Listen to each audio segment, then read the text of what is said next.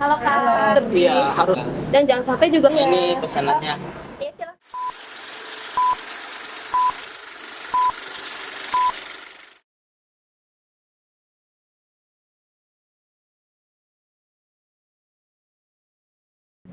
Halo guys, gue Rera Sorita dan gue Olivia. Kali ini kita mau ngapain sih, Liv? Kita mau ngobrol-ngobrol tentang politik uang sama salah satu narasumber kita. Betul.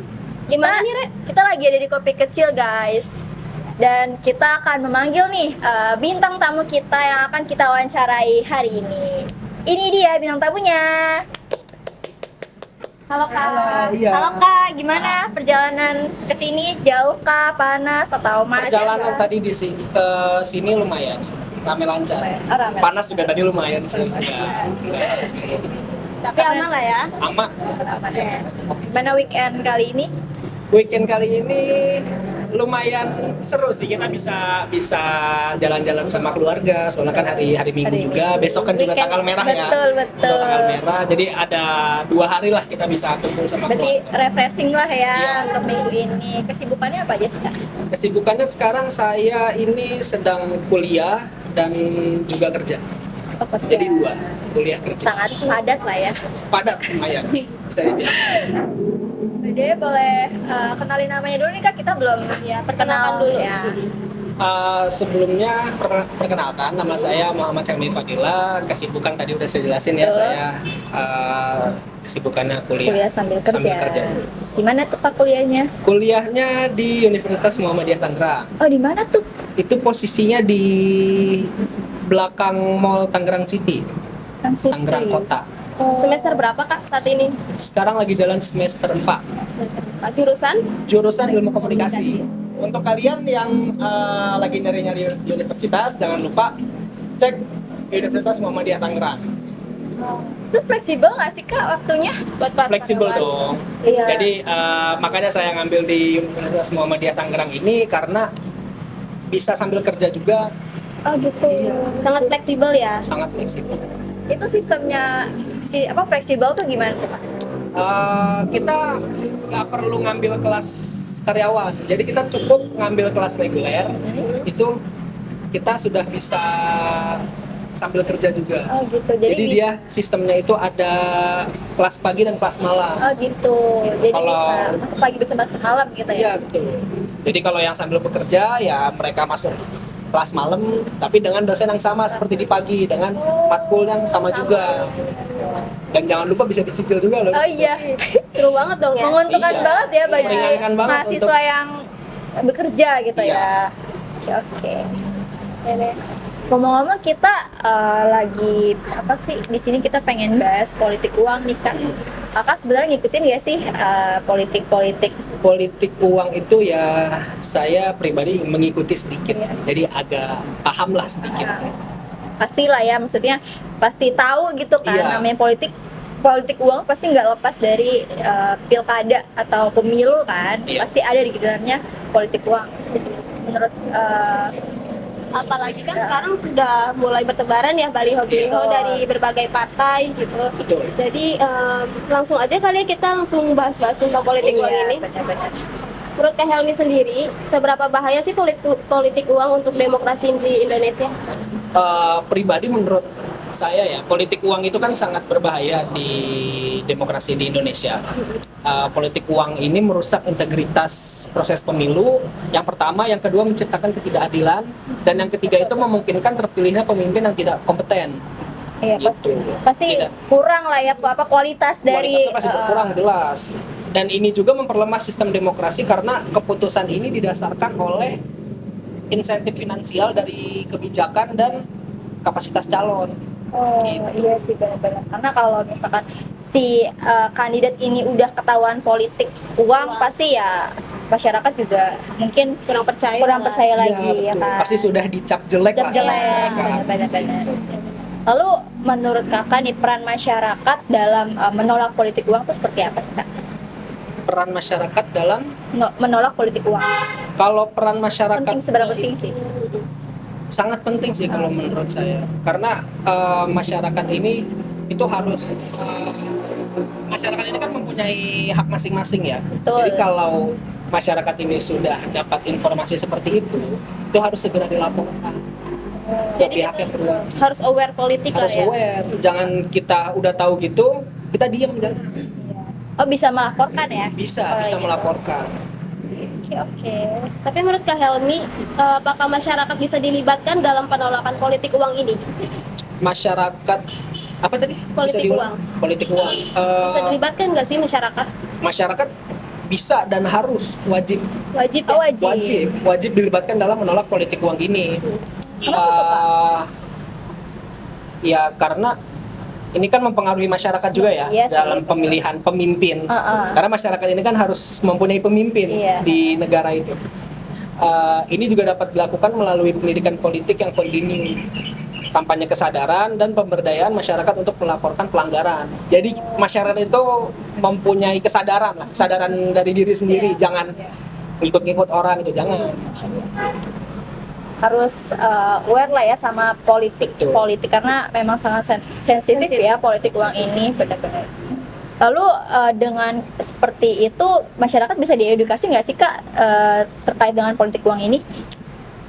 Bisa, kita melalui edukasi itu ada beberapa edukasi, yaitu edukasi dari persekolahan. Jadi dari kita SD, SMP, dari dini itu sudah diajarkan gitu sama Ditanamkan guru. ya. Iya, ditanamkan masalah-masalah politik Tentang uang politik. itu. Supaya nanti ke depannya itu pas mereka dewasa itu tidak Kaget lah ya. Iya, nggak kaget kalau ada kayak gitu. Wah, saya nggak boleh kayak gini nih, Iya, karena dulu benar. saya waktu dini saya diajarin, Diajarkan. ya saya udah ditanamkan seperti ini. Iya sih. Setuju. Tapi kalau menurut Kak Helmi, apakah masyarakat sudah bisa dibilang melek terhadap politik? Karena setuju nggak sih kalau menurut Kak Helmi nih, politik uang membuat kepercayaan masyarakat terhadap politik itu menjadi menurun. Menurut Kak Helmi itu gimana? Pasti politik uang itu pasti membuat apa sih namanya kepercayaan masyarakat itu menurun. Karena kesadaran politik di Indonesia ini kan mau dibilang meningkat itu juga belum. Jadi masih di tengah-tengah Ya, lah. tengah-tengah ya. Iya. Dan juga masyarakat itu harus lebih sadar tentang pentingnya pemilu yang bersih. Tetapi ada beberapa juga masyarakat yang rentan terhadap politik uang karena faktor pendidikan, terus faktor ekonomi dan akses informasi yang terbatas. Jadi penting banget ya untuk menanamkan politik itu sejak dini ya kan, makanya biar nggak terbawa lah, ibarat terbawa Iya, zaman ya. Tidak terbawa arus lah. Tidak gampang diiming-imingi oleh Betul. ya oknum-oknum lah ya. Kalau misalkan gitu sebenarnya siapa aja sih Kak biasanya target dari politik uang ini? Targetnya itu biasanya Apakah masyarakat menengah bawah atau menengah atas ataukah Gen Z nih? kebanyakan itu biasanya kalangan masyarakat yang menengah ke bawah ya. Karena mereka ini kan seringkali lebih mudah dipengaruhi oleh insentif finansial yang berhubungan dengan uang. Itu biasanya masyarakat menengah ke bawah itu lebih tertarik. Oh iya sih benar. Dan untuk yang kedua itu ada kelompok tertentu.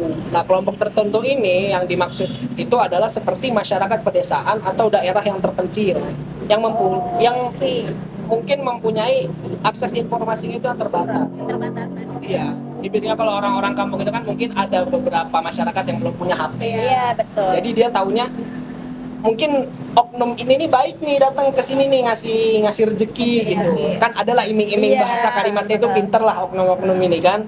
Bilang iming-iming kasih duit nanti pilih ini ya gitu. Dan untuk yang ketiga itu ada pemilih pemula, pemilih yang masih kurang dalam proses pemilu dan mudah dipengaruhi. Itu biasanya contohnya itu masyarakat-masyarakat yang baru pertama kali lah. pertama kali nyoblos, karena kan belum tahu Belum kondisi tahu lapangannya kondisi seperti apa gitu kan. Ya benar-benar nggak tahu apa-apa lah ya, Iya. ibaratnya benar-benar Jadi polos yang lah. pasti yang mudah dipengaruhi lah ya. Anak-anak muda sekarang mungkin termasuk Gen Z juga itu mudah dipengaruhi. Menurut Kak Helmi, tentang si politik keuangan ini bisa dihilangkan nggak sih? Politik uang ini sulit sih kalau untuk dihilangkan, namun bisa diminimalisir secara signifikan. upaya untuk mengurangi politik uang ini harus mencakup penegakan hukum yang tegas dan pendidikan politik yang intensif. Dengan kolaborasi antara masyarakat dan pemerintah, praktik politik uang ini dapat ditekan dan kualitas demokrasi dapat ditingkatkan. Jadi harus ada yang namanya hukumnya itu mungkin lebih berat ya untuk oknum-oknum yang seperti ini gitu. Iya harus sih, karena Harus. kan merugikan banget kan. Iya. Merugikan ya kita sebagai ya kita juga pas pemilih ya kan, nggak harus adil lah dalam apa ya nanti memilih pemimpin yang benar-benar kita mau gitu kan. Kan nggak mau kita punya pemimpin yang mungkin egois atau apalah ya. Iya. Dan jangan sampai juga merugikan kandidat yang lain juga ya kan. Jadi kalau memang sudah si pemimpin yang ini yang melakukan seperti itu, jangan melibatkan yang lain gitu. Karena kebanyakan kan sekarang seperti itu. Beda pada haus gak sih? Iya. Iya haus gak sih? Haus gak? Oh sih. Boleh mas, Ya. mau pesen Kenapa? kopi 3 sama kentang satu deh. Boleh. Oke. Kasih. Permisi Kak, Iya. ini pesanannya. Iya silakan. Ini makan kentangnya. Makasih ya. Makasih ya, Silakan Mas. makan dulu kak. Oh iya, Makan. nih kalian nggak makan ini? Silakan. Oke boleh sambil lanjut kali ya. Boleh sambil ya, tanya boleh, ini. boleh. Menurut kakak peran Bawaslu tadi itu sudah dijalankan dengan benar gak sih sama Bawaslu sekarang?